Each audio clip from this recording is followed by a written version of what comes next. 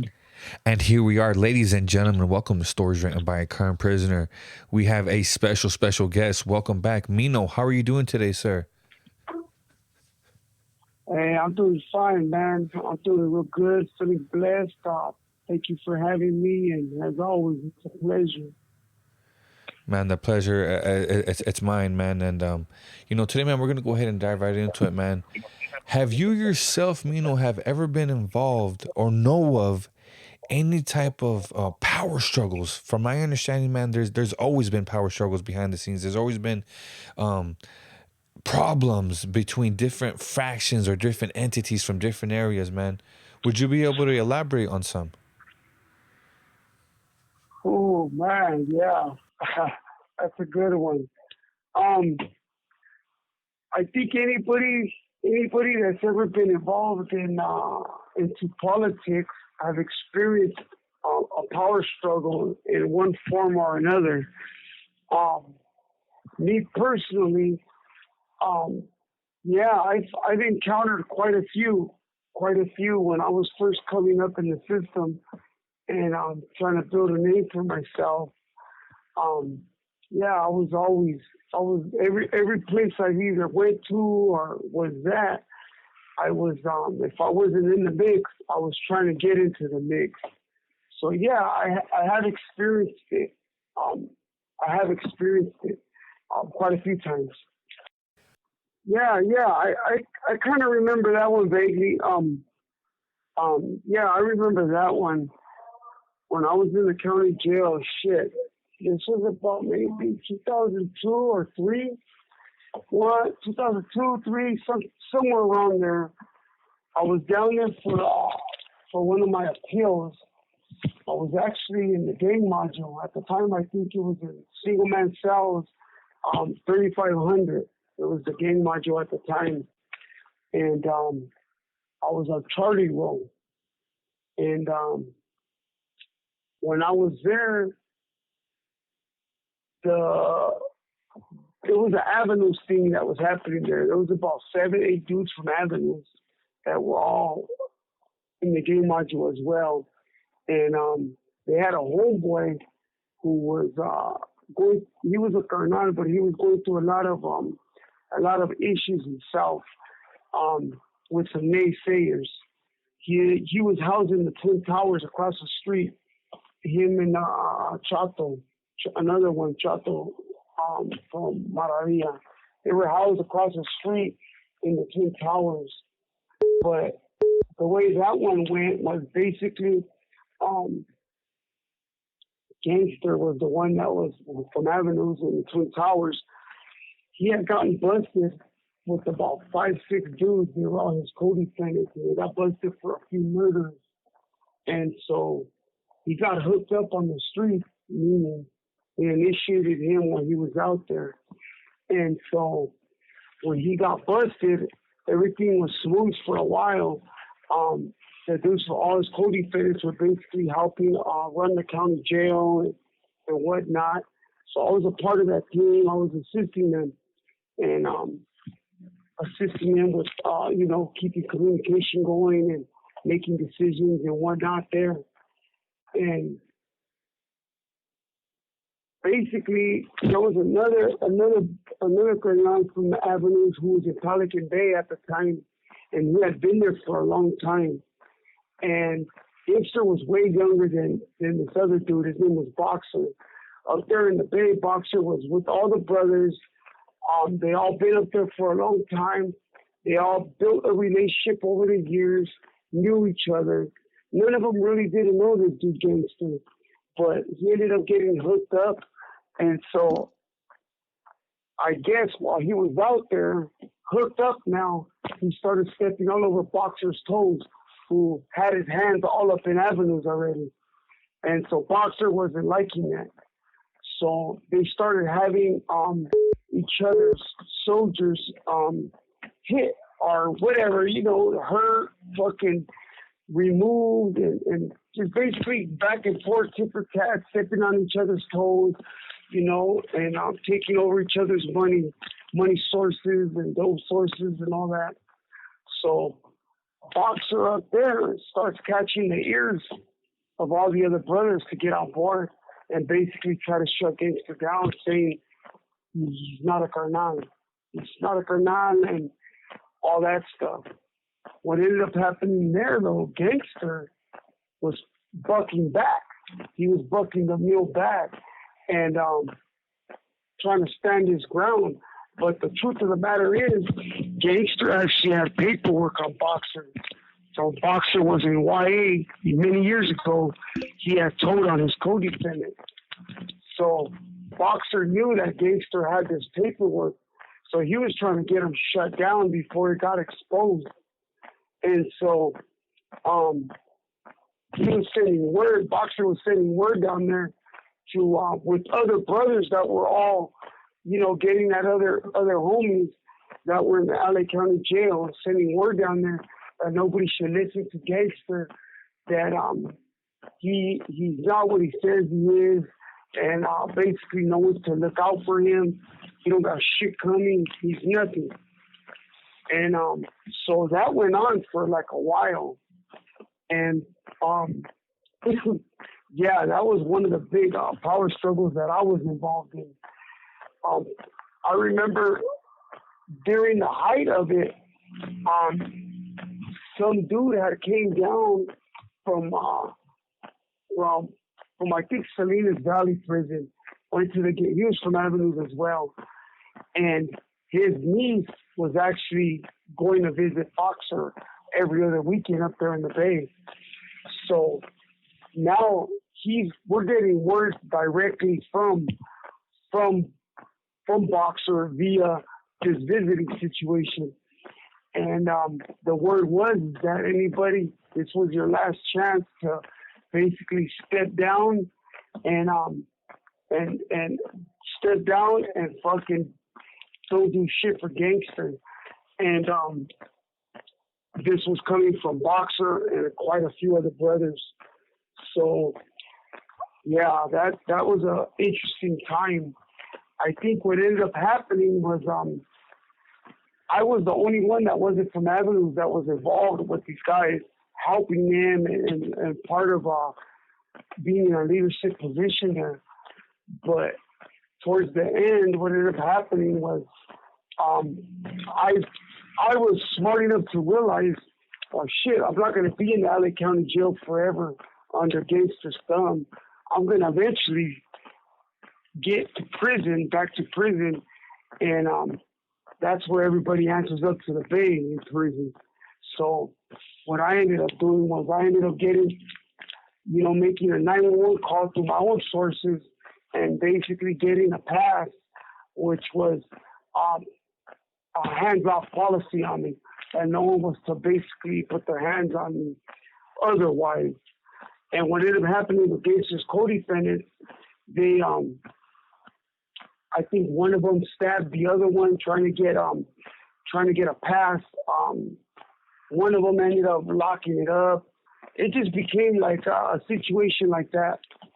And interesting enough, at the end of the day, that dude from Avenues, Boxer, he ends up rolling it up. He ends up turning Christian and locking it up from Pelican Bay. And this was about 15 years later, almost 20 years later. The whole time Gangster was in corporate shoe, but he was on disregard. Basically, he wasn't to be acknowledged by the Southsiders and had nothing coming. So now that Boxer was out of the way, Gangster was able to fix his problems, and he's back in good standings with the inmate, and he's a colonel now. So it ended up working out for him, I suppose. But yeah, that was an interesting power struggle, man, where a lot of people got hurt, and yeah, it was damn if you do, damn if you don't, one of those catch-22 things, because think about it, the people that were riding with Gangster, they would have eventually gotten themselves hurt, but they would, at the end of the day, the people that wronged Gangster, look, now he's in this position that he's in, and that goes to show you how, when it comes to politics, man, you got to be a crafty maneuverer and try to navigate navigate navigate underwater, man, and try to maneuver your pieces around, you know. Oh yeah, yeah, Ironwood. That one was let me see, that must have been that was probably around 2000, maybe yeah, 1999, 2000, roughly around there. Um, so the way the level threes work and the way Ironwood has always operated. This call and your telephone number will be monitored and recorded. Mess were basically a new form of establishment. You have 60 seconds remaining. Things were pretty transitioning from llaveros, which was the dude who had the yard, to mesas, which was basically a table of 5 individuals that all represented a different person on that yard and had his best interest at hand. So things were pretty transitioning, but the way Ironwood was, it's always, prior to having mesas, it's always had one llavero, which is the dude who had the yard, his right-hand man, and then all the dudes, which were called broqueros, all the dudes who basically was in a leadership position in their building for the llavero. They worked under the llavero. And the way that place worked was, it was a scandalous place, Ironwood. People would just come, drive up if the yard was established.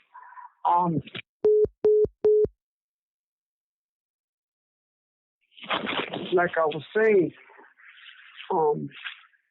the way it was is, if somebody was, usually that place was up for grabs. It was always up for grabs, meaning there was always like, the yard was always lights on but nobody home. Basically, the way it was, everybody kept getting snatched up. You didn't last long if you were in a leadership position there. You eventually got snatched up quick, maybe within 6 months.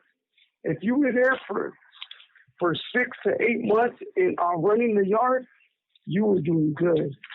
You were low key and doing good. But for the most part, nobody lasted very long there. Everybody was always getting snatched up by the ISU, which is the IGI, the gang investigators, and took it to the hole. You always put in the hole. So nobody really lasted long. So the yard was usually always vacant. Even if it wasn't and somebody was there, a new crew of dudes or a new dude, whoever had pool, with maybe a big homie, he might drive up,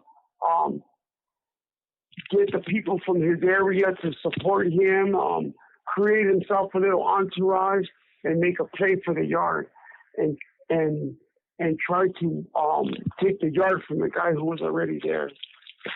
I'm not sure why people did that to one another. I mean, I don't know if it was for short glory and fame or what, or the financial aspect of it, but it seemed like that was the thing to do back in those days. Everybody was trying to overthrow each other and take yards for whoever it is that they were working for. So when I was there, the yard was it belonged to a boxer from Artesia, and the guy he's the dude that wrote that Black Handbook, and the dude that he had in position there, he actually mentions him in the book, was Canucas from City Terrace. He's a cool dude, but they had that established, and I ended up driving up from Calipatria, and when I get there, at the time I was getting at quite a few brothers, but the one I was most regularly in touch with was Boxer Sally, and the Boxer was a Pelican Bay at the time, and Sally was moved from White Fan, who was another brother. And ironically, he was the one I was getting at the time. And so I ended up I ended up establishing myself a little posse, a little crew, and we made a play for the yard. We ended up taking the yard from Canica, and yeah, it was a trip, man. But basically, Boxer and the Bay ended up fucking stabbing Mo, and they ended up kicking him out of the boys club. So yeah, but that was on Sea Yard in Ironwood. So I've experienced a power struggle there too.